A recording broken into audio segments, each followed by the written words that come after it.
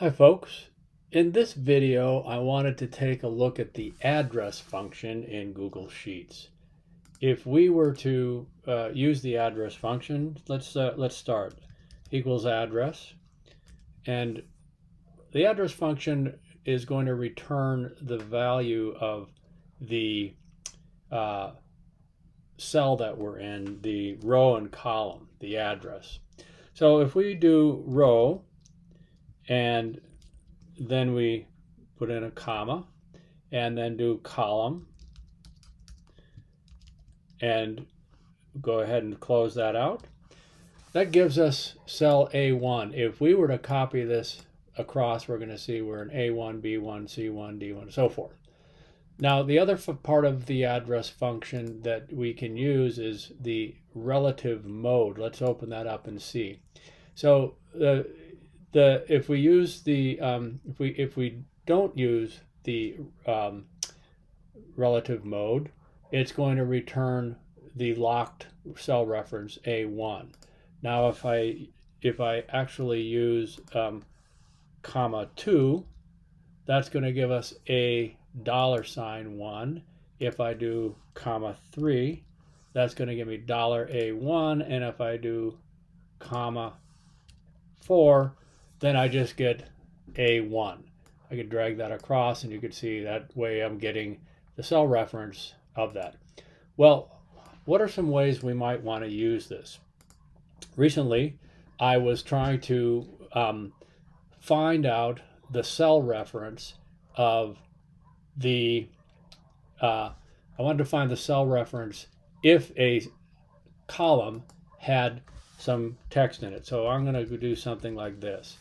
And then here, I'm going to equal address. I'm going to use the address. And in this case, my row is going to be the count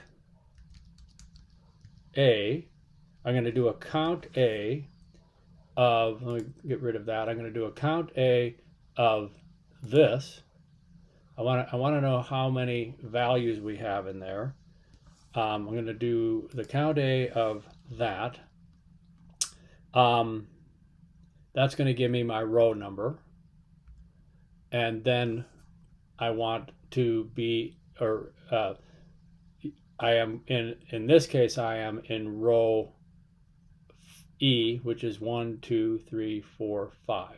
So if I do a 5, I get E6. So what happens now is if I add values to this column, this address function is telling me what is the last empty row. Well, actually, it's telling me that I'm actually in E11. That's where mine is. Now, if I wanted to know what the next row is to write data to it, I could just do +1. And let's see. We want to do this +1. And now that's telling me that as I continue to add data in row 12, if I put data in there and hit enter, now my next empty row is a 14. Now I can use this in some different functions. Let me show you an example of where I used it recently. In this case, I'm going to put a checkbox in this cell, and in this cell I'm going to do an equals rand between. We're going to do a rand between 1 and 6, and then in this cell we're going to also do a rand between 1 and 6. So what I want to do now is if I do rand between starting from 1 to 6, the lowest number I could get is a 2. So in this case, I'm going to do a sequence. I'm going to do a sequence of, let's see, we're going to do a sequence of 1 row. We're going to do 1 row, and we're going to do 11 columns, and we're going to do starting at 2 and incrementing by 1.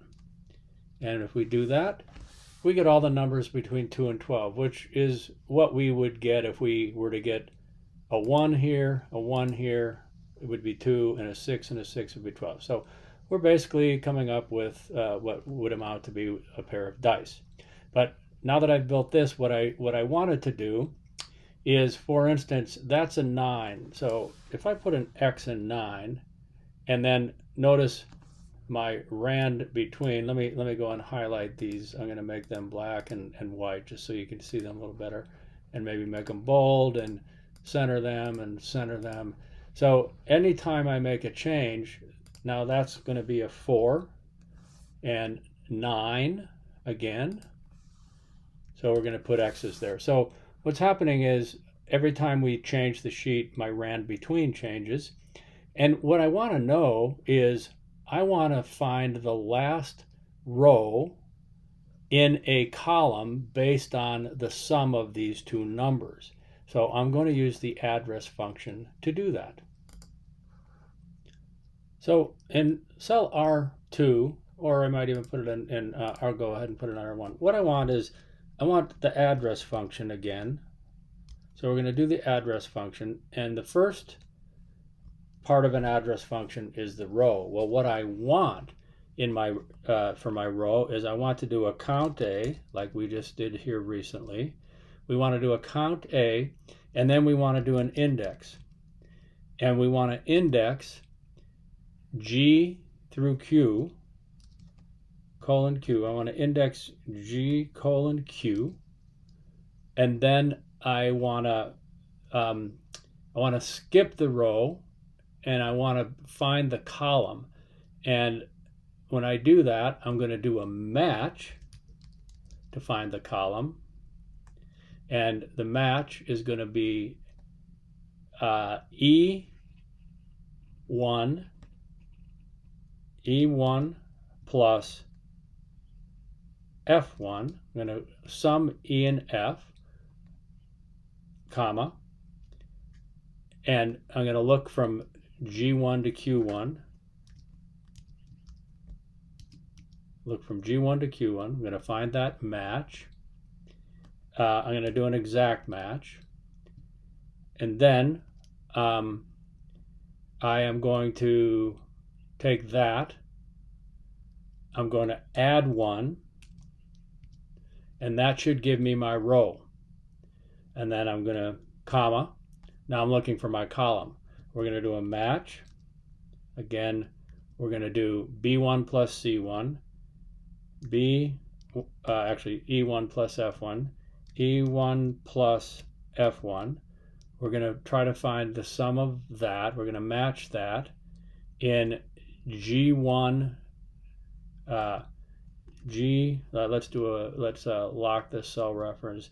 G1 colon Q1, and let me do a function F4, and let's lock that reference. G1 Q1, comma 0. We're going to do an exact match, and then I want to add whatever the column number is of,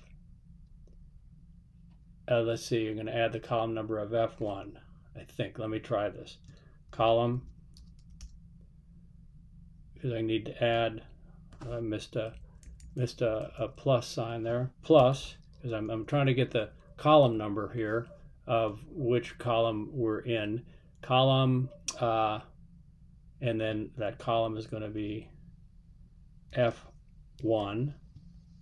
And when we do column F1, again, I'm going to do a function F4, lock that cell reference, and close out my address. Let's see what we get. So let's see. It's telling me that I got 1 and 1 is 2. So notice the next cell, that the next empty cell in that column based on that sum is G2. So if I go ahead and put an X in there, now 3 plus 1 is 4. The next empty cell is in I3. So that would be, it's a 4. So we'd go ahead and put an X there. G3, we got a 1 and 1 again. 6 and 5 is 11. That should be P2, and so forth. So in this case, I am using the address function to, along with an index match, to find the actual next empty row in a column based on the sum of these two numbers. So I could use this then and in an app script to go ahead and use that cell reference, J2, 2 plus 3 is 5, J2, and then have an app script automatically put my X in for me whenever I switch this. There's 9, M3, and so forth. You can see how I can use an address function to find the next empty row. And to get that to work and actually automatically populate your X's, you would use an app script to do that.